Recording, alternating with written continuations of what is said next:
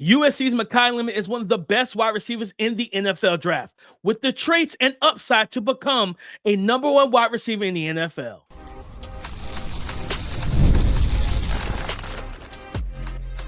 You are Locked On NFL Draft, your daily podcast covering the NFL Draft. Part of the Locked On Podcast Network, your team every day. Welcome back to the Locked On NFL Draft Podcast, your daily podcast covering your favorite draft prospects, part of the Locked On Podcast Network, your team every day. I'm Damian Parson. I'm an NFL draft analyst for Bleacher Report. That's my guy, Parson Sanchez. He's the director of scouting with the Draft Network in 2019, national champion with the LSU Tigers. And as always, thanks for making Locked On NFL Draft your first listen of the day. And thanks for making the Locked On Podcast Network the number one sports podcast network in America. It's all because of you, Makai Lemon, Amon-Ra St. Brown 2.0. If you ask people, that's typically the comp they throw out there. We'll get into our comps later, but we're going to break down the full scouting report. We're going to go through the pros, the cons, and then we're going to explain our grades and then give you those NFL comps. And also, if we have some time, what teams make sense for talented wide receiver by the USC, Makai Lemon. Keith, Makai Lemon came in to the combine, I believe, at 5'11", 192 pounds. 30 and a half inch arms, 8 3/4 on the hands. He did have his pro day recently. Times run between 4.48 to 4.53 per hand time with the scouts and everything. Keep from a route running standpoint, where does Makai Lemon win? Yeah, I think it's a combination of two things, right? One, the physical, and in the physical, that's the quickness, right?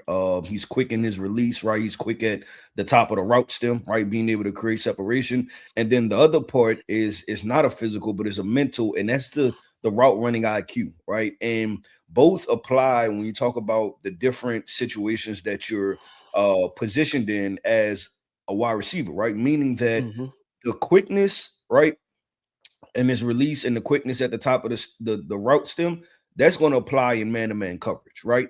But when you look at zone coverage, right, his IQ and be able to identify, right, if you have cover three, and you have a single high safety, and then you have the, one safety that rolls down to kind of play that hook curlish type of herd that you're talking about. Okay, cool. Do I go over top of him? Do I cut underneath him, right? If I'm running if I'm running a crossing route, right? But then also if we are running crosses, if we're running mesh concept, right? When do I sit down, right? Do I sit down after I cleared the first defender, the second defender, right? And then being on the same page and having to see it exactly how the quarterback sees it, because that's important, right? Like y'all are kind of on a string together. Y'all have to see everything the same exact way. If you want to know why we see balls, and we're like, okay, the receiver is nowhere near around him. I believe it was in what game was that? Caleb Williams. It was a Chicago game. I don't know if it was the Rams or it was their first play. I can't remember which one it was, right? But the Green Bay? It might have been Green Bay game. And I believe and I think that he thought it might have been Luther Burden was going to bend it in heavier, and he threw it. Yeah. Luther kept it vertical and the ball went right to the defensive back, right? That's the reason why it's so important to be on the same page with your quarterback, right? Because especially when you get into the deeper portions of the field, then that's when you're talking about more likely for turnovers, right? Because the quarterback has to throw the ball with so much anticipation that he has to trust that this is where you're going, because I have to let this ball go a second and a half, 2 seconds before you even get there. So Makai Lemon, I told you there's a mental and there's a physical part of it. The physical part is the quickness, right? It's the quickness, and then the mental part of it is the IQ and how he sees the game exactly. Yeah, 100% agree with that, Keith. I think for me, just adding on to the IQ part, I love the way he attacks leverages, right? If you're playing off coverage and you giving him cushion, right? And most of the time it's in the slot and he gets that one-on-one, whether it be a safety playing 7 yards off or a nickel that's playing off coverage. He does such a good job of attacking the upfield shoulders, getting the guy and squaring the guy up, and then pressing off of that, right, at the break point, at the apex, and creating those natural separations. He runs a really good and smooth like post corner post double moves and everything. He's a guy that in the NFL, from a route running standpoint, like, yes, we got some good safeties in the league. You don't want a safety with depth and man-to-man coverage trying to pattern match him and move with him and mirror him, because of the fact that he does, as a route runner, he's so nuanced in terms of head fakes, shoulder fakes, using his eyes, looking, and I'm selling it that I'm taking this over route, but I'm actually breaking it back on the out, right? The blaze out and different things of that nature. He runs multiple routes, especially from the slot and everything. So I think as a route runner, he's got the nuance and the details. He's very intentional too. Like, you know what I mean? Where like you see violent steps in the contact window when he does face press. With I think that Iowa game, they didn't have a guy on the team that could cover him. You know what I mean? They couldn't figure it out against Iowa. And that's the tape that everybody, looks at. It's like, man, that's some of the best wide receiver film we've seen. Like, he dominated that game. You know what I mean? And I think for me, it's like if you're not comfortable in man coverage, like that safety was at Iowa and that nickel was at Iowa, he knows how to jab step you, get you to move off your spot, and he gets into I would call him a no-nonsense route runner, Keith. He doesn't do a lot of movement wasting. It's very intentional. And I know where I want to go. I'm going to get to my spot. But Keith, to talk about some more pros of his. When he came in with 8 3/4 on the hand, I was like, I couldn't believe it. I was like, this is one of the most sure-handed receivers in the draft in college football. The late hands, the savviness as a pass catcher, tracking the ball in flight, understanding the dissension of the football, and especially running crossing patterns in the red zone. He knows how to get guys into a spot where they're face guarding him. And he knows, okay, you don't see the ball coming. If I elevate too soon, raise my hands up too soon, if I give you indicators, you can play off of that. He does a great job being just savvy, nuanced, and late with his hands to make plays as the ball is descending. And also just to go up and get the ball. He has 30.5-inch arms. He doesn't have some ridiculous catch radius. But when you watch him play, because of his timeliness, his catch radius looks a lot bigger or more profound than it already is. Yeah, no, I agree. I'm speaking of catch radius, I'm gonna jump straight in just to the contested catch ability overall. You talked about the Iowa game. There probably I know there was one that was like the biggest wild play, right? But then it was the sideline throw. I think that might have been on a cross. I can't remember where he came down, and I mean there was literally no space, right? But Makai has he has the natural ability and instincts to just make those difficult catches. Like he's one of those wide receivers that when the ball is in the air, he knows that he can find a way to come down with it. And that tailors to having excellent body control, right? Knowing when to leap, knowing how to stop your body, knowing how to contort your body in different ways and come down with the football. And for him being under 6 foot, the question is, right, can he be a 50-50 ball guy? And I believe that he can, right? Obviously, the NFL is a step up in competition, a step up in, who you're going against, different things of that element. But you have to believe in what he's put on film thus far. And as that, you have to give him the nod, right? You have to give him the benefit of the doubt in those situations to be able to get the job done as far as in contested catches. So I think that's another element, DP, and I think it's important because catching the ball in traffic, especially if you're projecting him to be a slot wide receiver, he's pretty much going to always be in traffic, right? Like you're in the middle of you always have some linebackers and some safeties around you, so that element is definitely necessary. And lastly, one other mental thing is the toughness and how tough he is to be able to go concentrate on the football, right, but not worry about getting hit. There's not too many times where you see he's one of those some wide receivers where they extend their arms and then they take them back, right, because they're getting hit. There's not too many times you see that on film from Makai Lemon. Like he's fully committed to go and get the football, and whatever comes out on the other end of that, it just is what it is for him. And that was my A trait for him, Keith, was the toughness. Like that's his best trait. That toughness, that physicality, that mentality he plays with. I can't remember, what's the Iowa game where he runs I think it was a corner post, and the route, I would say I would have liked to seen them sharpen the route because it drifted him right into the safety. Jaden Mayava put it up there for him, and he goes up there and makes that collision catch, and he nearly comes down on his head, on the side of his head when he makes the grab and he lands on top of the defensive back. And I'm like, that's a bang, bang play. But when you look at it from Makai Lemon, you're like, he makes these plays look so routine. And it's like he throws caution to the wind from a physicality standpoint. Real quick, Keith, tell me, what is the A trait for you for Makai Lemon? Yeah, I mentioned it, the contested catch.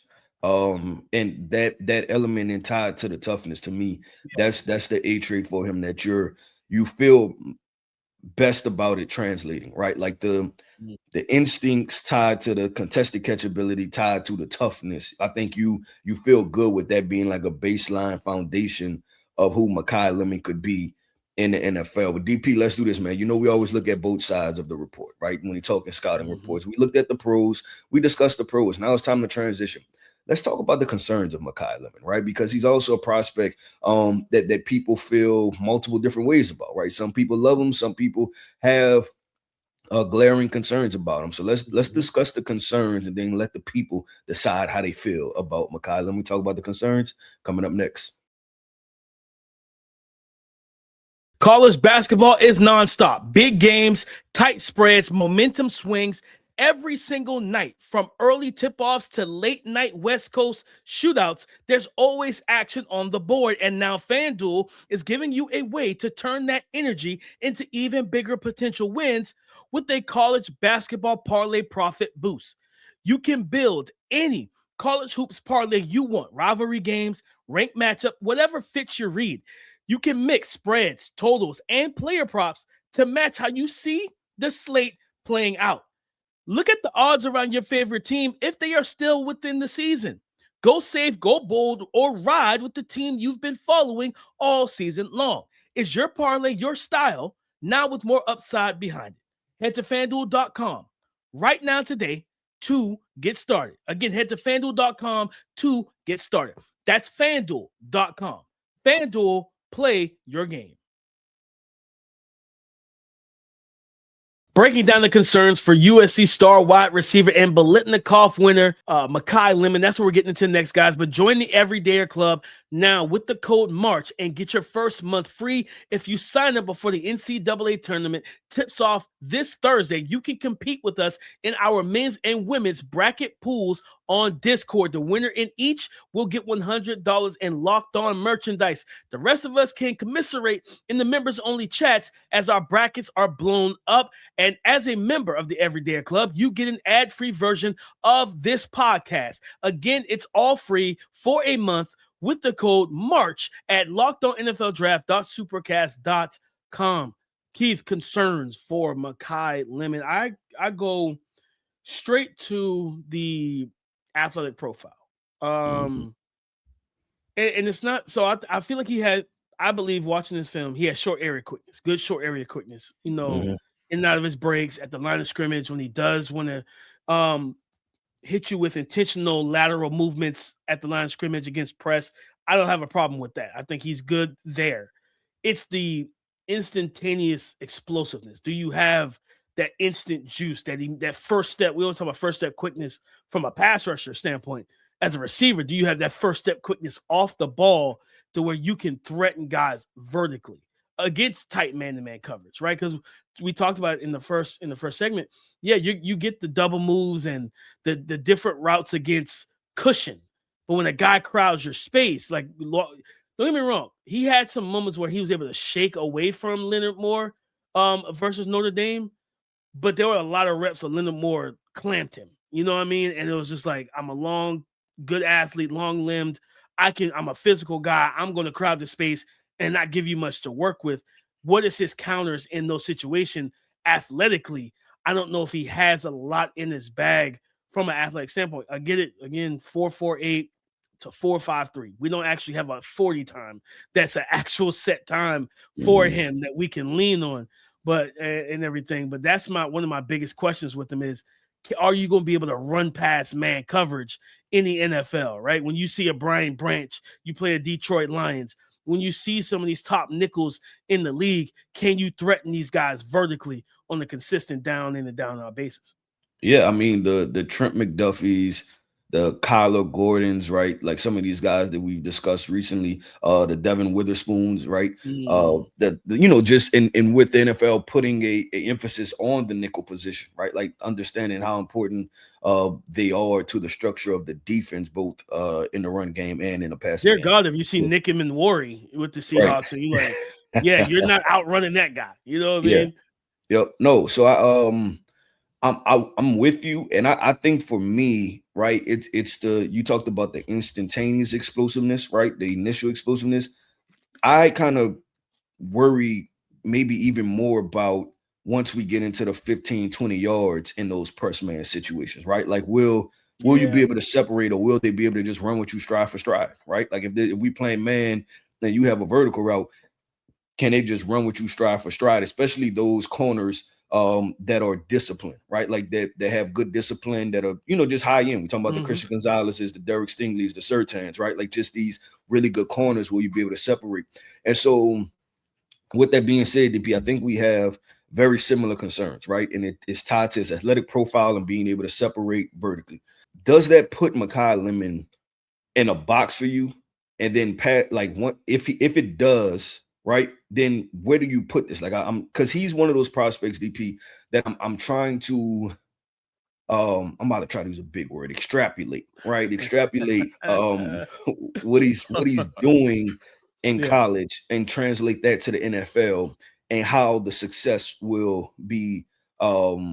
I guess what's the path for success for him? So I'm gonna that's what I want to ask you. Like, does it make you have to put him in a box as far as he's probably gonna be a slot wide receiver, or you think he can do everything? So I think out the gate, I think I want him I think it does kind of put him in a box initially as a slot receiver. I think that there's a little bit more upside as I watched him a second, third time, especially leading into this show. I was like, okay, the short area quickness and lateral quickness at the line, I see the movement ability to be able to, as we talked about when we discussed was Avion Terrell on yesterday. He was like, hey, we talked about, hey, playing press and soft press and physical press and bump and run. Press coverage is feet first, hand second. And it's the same way for receivers to beat press is feet first, hand second. You want to manipulate and move and push guys and open and control. You want to take control of the defensive back's hips and gait. I think he has that ability with his short area quickness and everything. But I think to your point, against those super patient and disciplined corners, like then that's when the technique comes in there, because then those guys are going to be patient and mirroring you. Then when they get hands on, now do you have the technical ability at the line of scrimmage with using your hands and the strength to club, rip, swipe, and get into your rep and kind of and clear those guys? I think early on I would probably pigeonhole them. I don't want to say pigeonhole. I'll box him in as a slot early. I think that's why I keep going back to the Jets as a landing spot, which we will talk about more teams in the next segment. I got an interesting comp I'm gonna try to tie in with multiple. I think same thing you did with Jamar McCoy. I don't want to do the lazy Amon-Ra St. Brown thing anymore. I'm gonna kind of tie some stuff in. Like, hey, if he fixes some stuff, I can see him being like that. But I think when I look at him, Keith, to me, he's a slot. He's a chain mover, that type of thing. There's a lot of pluses to his game. It's just like, hey, he might be a guy that similar to Amon-Ra. Hey, we got to get you into the offense that is going to allow you to be you, right? Like, we're not asking you. I'm not asking him to be JSN. Like, guys don't do that. Like, you know what I mean? Like, let's not put these lofty, weird, unrealistic expectations on him out the gate. JSN wasn't JSN as a rookie, right? It was still the DK Metcalf show in Seattle, right? And then year two, JSN, snatched the chain and said, I'm the king of this yard. And now he's about to get paid as such in time. So, and he's a Super Bowl champion now, crazy enough. So, I slot out the gate. I think there's upside as a Z or a movement Z receiver, but he will be somebody that I think is going to be more landing spot based on how high his ceiling can be, right? And Keith, I'll throw one more concern for me, because we talked about arm length versus wingspan. So he had 30.5-inch arms at the combine. Per mock draftable, his wingspan is 73 1/4. Both have him in the 16th percentile. So just for those who really appreciate this information, his height, 5'11", 1/8. He's in the 26th percentile. His weight, 192, 28th percentile. Wingspan, 73 1/4, 16th percentile. 30 and a half on the arm length, 16th percentile. 8 3/4 on the hand, 9th percentile. So what does that tell me? He's going to be a little bit of a physical outlier going into the NFL. And for those who don't like outliers, he might not be the receiver for you, to be completely honest. Yeah, no, I think that's why I'm excited for the next segment, right? To get into comps and to flesh out the draft grade. So then that way we can help paint a clearer picture of what we believe to be, right? For Makai Lemon, because I think expectations, like we said, we've seen through Twitter, Justin Jefferson, comps and different things like that, which, like you said, is unfair to him at the end of the day, right? So let's do this, DP. Last segment, we do, man. We're dropping the draft grade. What grade do we have on Makai Lemon? And then what are some NFL comps? What teams do we think will best fit for him? We're going to discuss all of those things coming up next. Workplace chaos, deadline stacking up, inbox overflowing, and the one position you still have to fill is sitting open. When the pressure's on, you need the right hire. This is a job for sponsored jobs. Indeed, sponsored jobs helps you reach the people who actually fit what you're looking for: skills, experience, location. So you're not just hoping the right candidate stumbles across your post. And here's a stat that tells it all. In the minute I've been talking to you, companies like yours have made 27 hires on Indeed, according to Indeed data worldwide. So if you're hiring, spend less time searching and more time interviewing candidates who check all your boxes with Indeed sponsored jobs. And listeners of this show will get a $75 sponsored job credit to help get your job the premium status it deserves at Indeed.com/podcast. Just go to Indeed.com/podcast right now and support our show by saying you heard about Indeed on this podcast. Indeed.com/podcast. Terms and conditions apply. Need to hire? This is a job for Indeed sponsored jobs. Thank you for making Locked On NFL Draft your first listen of the day, and thank you for making the Locked On Podcast Network the number one sports podcast network in America. It's all because of you, our everydayers. Explaining the grade, the NFL comps, and if we have time, throw some teams out there that make sense for Makai Lemon. Keith, what's the grade you have for him, and what's your NFL comp? Drum roll, please. I'm gonna go with DP. I gave him an 84.5. That's the very top of the second round, half a point away from the first round grade. And NFL comps I have for him. I understand people's willingness to say the Amon-Ra St. Brown, but I want to continue to flush out a conversation about that. Okay, so let's come back to the Amon-Ra St. Brown usage part. Let's come back to that. A couple guys that I'm going to say and people are not going to be excited about, but I think are very not only good comps, but these are good role players too. And one I thought of was Randall Cobb, because Randall Cobb, I think when he came in testing, I think he ran anywhere between a 4.47 and a 4.52 or something like that. Like he was clocked somewhere in between that, kind of similar ranges, right? They're similar heights. And Randall Cobb was also a slot dominant wide receiver that you can move from time to time, but he was so reliable for Aaron Rodgers, right? The other guy, and be rather interesting, and people may push back on this too, Khalil Shakir. And I go with Khalil because Khalil instantaneously in Bills Mafia, y'all gave me some flack about this, right? When I think it was after the second preseason game, and I said Khalil Shakir will be wide receiver 2 for this team. And this might have been when after he got drafted, right? This is his rookie year. But the instincts and the IQ, they translated, right? And they translated so seamlessly for Khalil. Now, and for Khalil, there was still some athletic limitations, which we still see in the NFL. But I think that for me, Makai Lemon falls somewhere in between there. And I think if you ask me, DP, there's any given year that those guys could have went for 1,000 yards, right? And they were good football players. And I think that's the part that if I don't throw out a Justin Jefferson or, a Amon-Ra St. Brown, it doesn't mean that I don't like Makai Lemon. I like him specifically doing something. But I also think he can be a very productive part of an NFL offense. And I think people look at the very top of the NFL and don't realize what wide receivers 10 through 30 actually contribute to an NFL offense and how important it could be. Yeah, like I love that anecdote, Keith, because no, you don't have to be the best in the game to be an impact player. You don't have to be. Everybody's not going to have Jamar Chase and T. Higgins. Right, like having a Kayshon Boutte, who, if you ask Drake May, I like that guy. I rely on that guy, and he makes plays. Right, like crazy enough. I mean, he should have been the higher draft pick and whatnot. But nonetheless, we leave that for a different day. Keith, So my grade for him is an 81, which is for us over at Bleacher Report on our grading scale that puts him year one starter. That's a late first round pick, late, right, that top 25 type situation. And like I said, the concerns. Again, he's going to be a physical outlier. Just listed that off at the end of the second segment and everything. My initial comp for him, if you go to my profile, he's my wide receiver 3 right now.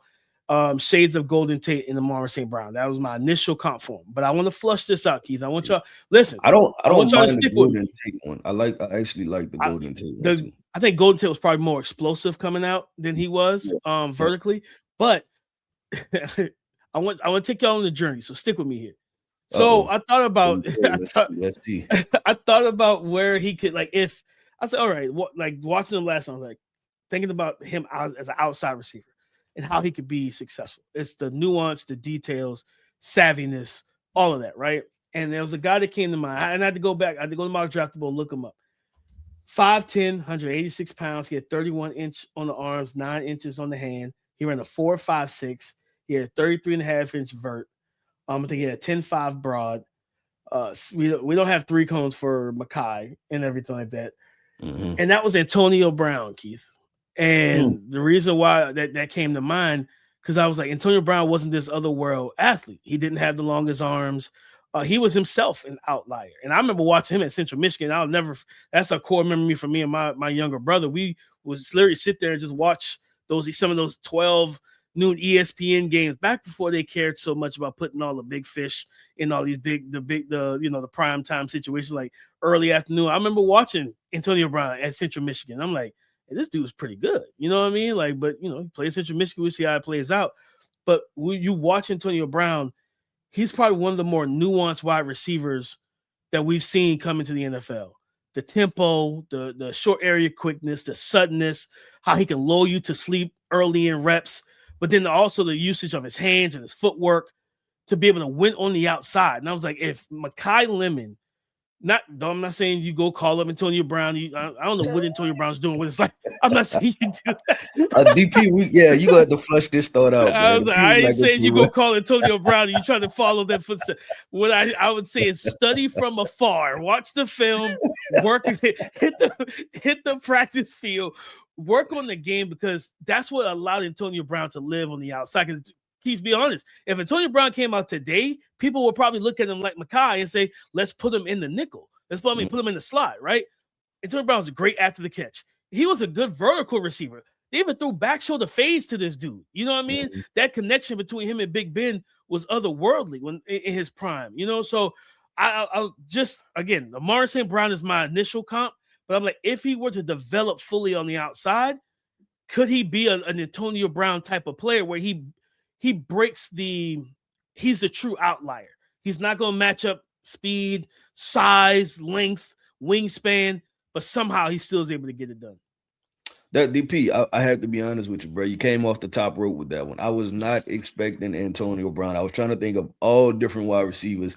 Antonio Brown was not a name that I was expecting to come up at all. There was no shot that I was expecting that name. But I think they could, like you said, there's some interesting parallels there, right? Antonio was more explosive vertically, but if Makai can develop the back shoulder stuff, right? Like, because you're probably already going to be behind the defensive back anyway, because you lack top end speed, right? So just work the back shoulder, right? Which you see plenty of other wide receivers do, like, those other guys. But if he can nail that part down, it can be interesting. DP, the part I said I wanted to flush out real quick before we had to close up was the discussion with him and Amon-Ra St. Brown, right? And the part that worries me is because I kind of view Amon-Ra how I viewed Deebo Samuel, meaning that here what I'm trying to say. I don't think that they're similar players. I think Amon-Ra is a more well-rounded wide receiver. I don't think they're similar. I like Amon-Ra more than I like Deebo Samuel.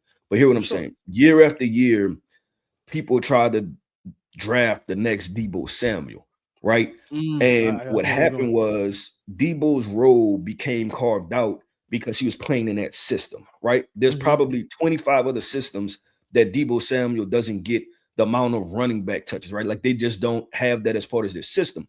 Amon-Ra St. Brown, and this is the part where you have to be cautious with the comp for Makai Lemon, is that not every NFL offense is going to run an offense through their slot wide receiver, right? And feel like, you know what, we drafted this guy that's slot dominant. We're going to run our entire offense through him. We're going to make him our number one wide receiver, right? Like not every offense does that. So that's the part that I kind of become hesitant on, or saying, okay, cool, the Amon-Ra St. blueprint, it can be consistently replicated, or expecting that it's going to be replicated just because a player comps to him. Because not every, like I said, not every NFL offense operates that way. I think Amon-Ra was there at a very specific time, elevated himself as the best wide receiver, and then starting with Ben Johnson, they started to mold the offense around him.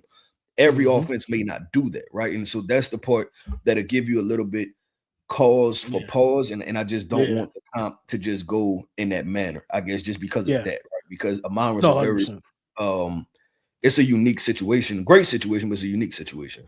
No, 100%. I agree, because I mean, heck, you look like, I'm looking at Summer Sports right now. They have Amon-Ra St. ranked 172nd in the NFL in terms of ADOT, average depth of target. Amon-Ra runs, his routes are ran about 8 yards per route. You know what I mean? Most guys are north of that, right? And the way that he wins and where he wins is a little unique, but it's like, hey, it's a good coaching situation because they understood his strengths. They're not asking him to run a ton of slot fades and asking him to line up on the outside and run go routes and post routes and win on 50-50 balls against a safety and corner. They're utilizing him directly to his frame and his skill set. And that's the same thing I think that makes sense when it comes down to Makai. It's like, hey, if I feel like any team that drafts him, if everybody has the same comp, even NFL teams, like I know some scouts view him as an Amon-Ra St. variant. If you view him like that, then go all in and making him the Amon-Ra St. of your offense. You know what I mean? He's going to have to run those quick routes, the hitches, the curl routes. He ran 22% of his routes per Summer Sports in 2025 were curl routes. You know what I mean? So run those zone beating and cushion beating routes and get the ball into his hands with timeliness and quickness and everything. The option routes, the choice routes. Let him be that. Because again, Amon-Ra St. had 172 targets. Yes, 170. He was second in the NFL last year. 172 targets, over 1,400 yards, 117 receptions. He's a high volume guy. He averages 11, almost 12 yards per catch, per reception. But again, he's high volume. Most teams not giving that slot receiver that volume. And most offensive, Amon-Ra is probably getting 80 to 90 targets, you know what I mean? And somewhere around 60 to 70 receptions, 800 so yards, because we got Jamar Chase or Justin Jefferson on the outside that's going to dominate the target share. So I like how you broke that down, Keith, because again, if you want him to be, if Makai Lemon is going to be Amon-Ra St. go all in and let's try to remake that situation and how he can be able to be utilized, unless he does become Antonio Brown and he develops his outside wide receiver, and then you have yourself a Hall of Fame talent, hopefully without the off-field situations. Yep. I agree with DP. That wraps up another episode, man, of the Locked On NFL Draft Podcast. I want to end this podcast off by saying shout out to our everydayers. Thank you for tapping in with us each and every single day. I am Keith Sanchez. You can find me on X at The Talent Code. That right there is my guy, my co-host, Mr. Damian Parson. You can find him on X at DP_NFL. And like we like to say, man, y'all come talk to us because we like to talk back. Go subscribe and follow for free on YouTube, wherever you listen to podcasts, to get the latest episode as soon as it is available. Coming up on tomorrow's show, 6'4", 200 pounds, 4'3", in the 40. He's not your average Tennessee wide receiver. Chris Brazel II, we will break his game down, the pros, the cons, explain the grade and the comps, all that on tomorrow's show. So come and join the conversation again tomorrow on the Locked On Podcast Network, your team every day.